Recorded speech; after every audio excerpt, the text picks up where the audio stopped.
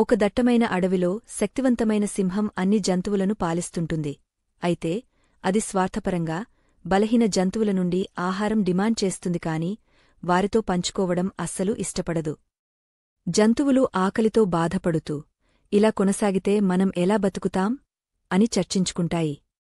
ఒక తెలివైన కుందేళ్లు బలం కంటే తెలివి గొప్పది అని చెబుతూ ఒక యుక్తి సిద్ధం చేస్తుంది. కుందేళ్లు సింహానికి నది దగ్గర ఇంకో బలమైన సింహముంది అని చెబుతుంది. సింహం కోపంతో, ఎవరైనా నన్ను సవాలు చేయగలరా? నన్ను అక్కడికి తీసుకెళ్ళు అని గర్జిస్తుంది. నదికి చేరుకున్న సింహం నీటిలో తన ప్రతిబింబాన్ని చూసి నిజంగా ఇంకో సింహమే ఉందని అనుకుంటుంది. అది గర్జించగానే ఇంకో సింహం కూడా గర్జిస్తుంది. కోపంతో దూకి దాన్ని ఓడించాలనుకుంటుంది. సింహం నదిలో మునిగి అలసిపోయి లజ్జతో గట్టికి చేరుకుంటుంది. సింహం తన తప్పును గ్రహించి జంతువులతో ఆహారం పంచుకోవడం ప్రారంభిస్తుంది.